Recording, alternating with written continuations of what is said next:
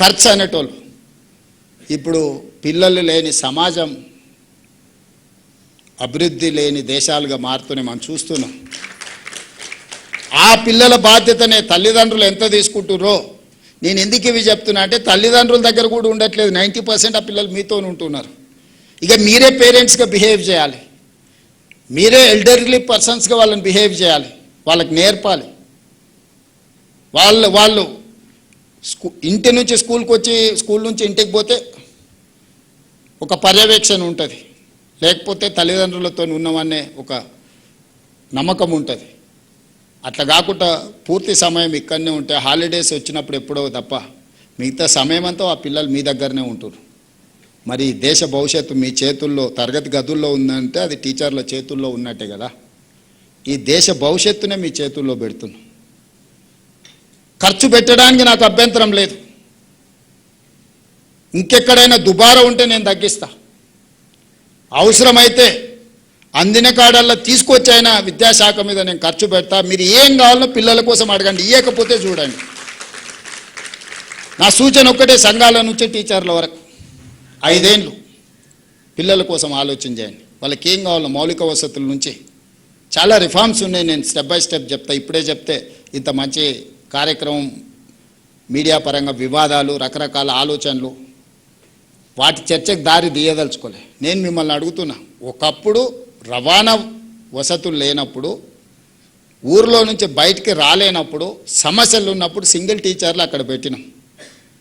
ఇవాళ క్లాస్లో 3 పిల్లలు ఉన్నారు, ఆ ఊర్లో 5 మంది టీచర్లు. నల్గొండలో 9 మంది టీచర్లు ఉన్నారు, 0 పిల్లలు ఉన్నారు 6-7 ఏళ్ళ నుంచి. ట్రాన్స్ఫర్ చేస్తా అంటే ఆ టీచర్లు రోడ్డు మీద వచ్చి రాస్తారు, ఒక చేశారు, మాకు ఇన్నే బాగుంది సార్, ఇన్నే ఉంటామని. ఎట్లా ఇది? ఎట్లా మీరు చెప్పండి, మీరే పరిష్కారం చెప్పండి. నేనేమంటున్నా అంటే మీ మండలాన్ని మీరు యాజ్ ఎ యూనిట్ తీసుకోండి. మీరు ఎక్కడ పనిచేస్తే అక్కడ మీ మండలాన్ని ఒక యూనిట్ తీసుకోండి. Best of the best education ఇవ్వడానికి ఏం కావాలో మీరే ప్రణాళికలు ఇవ్వండి. మీకంటే ఎవరు ఉన్నారు అవగాహన ఉన్నోళ్ళు? మీకంటే తెలుగు కల్లోళ్ళు ఎవరు ఉన్నారు? మీకంటే నేను నమ్మడానికి నాకెవరు ఉన్నారు? మీరే కదా. మీరు చెప్పండి మీ మండలానికి ఏం కావాలి. మీ మండలంలో ఉండే ప్రతి పిల్లవాడు ప్రభుత్వ పాఠశాలకు రావాలి, వాడు ప్రయోజకుడు కావాలి. వాడికి ఏం కావాలో మీరు ఈచ్ మండల్ మీరు ఒక కార్యాచరణ ఇవ్వండి. అదే మేనిఫెస్టో. What is manifesto? ఈడ కూర్చొని నేను ఎందుకు, కింద నుంచి మీరు ఇవ్వండి. పైనుంచి నేను ఇచ్చే విధానం ఈ 70 ఏళ్ళు జరిగింది. ఇప్పుడు మార్చండి దీన్ని. 5 ఏళ్ళు మీరు ఇవ్వండి. నెక్స్ట్ అకాడమీకి ఏం కావాలనో డిసెంబర్ లోపల నాకు సబ్మిట్ చేయండి మండల్ వైజ్.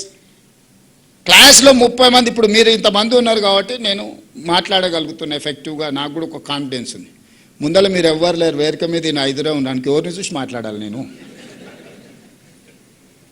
మీరు కూడా క్లాస్లో 30 మంది పిల్లలు ఉంటే చెప్పే చదువు వేరు, 3 పిల్లలు ఉంటే మీరు చెప్పే చదువు వేరు. ఇక్కడ నా ప్లేస్లో మీరు ఊహించుకోండి, మీ క్లాస్లో ఉన్న 30 మంది పిల్లలే మీ ఉత్ప్రేరకాలు. మిమ్మల్ని ఉత్తేజపరిస్తే మీరు చెప్పేటప్పుడు ఆ పిల్లల ఫేసులో అర్థమయ్యేదాన్ని బట్టి మీకు ఒక మోటివేషన్ ఉంటుంది.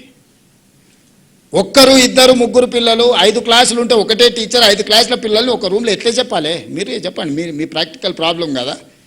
ఒక సింగిల్ రూమ్ ఉంటుంది, 1 నుంచి 5వ తరగతి వరకు ఉంటుంది, టీచర్ ఒక్కడే ఉంటాడు. 1వ తరగతితో ఆడే కూర్చునే 2, 3, 4, 5 ఆడనే కూర్చుని ఎవరికి చదువు చెప్పాలి, ఎవరికి వినిపించాలి? ఏం చెప్పాలి మీరు? వాళ్ళని రూమ్లో కూర్చోబెట్టి కట్టితో 2 దెబ్బలేసే వరకే సాయంత్రం అయింది. అందుకోసమని ఒక మండలిని ఒక క్లస్టర్గా తీసుకోండి.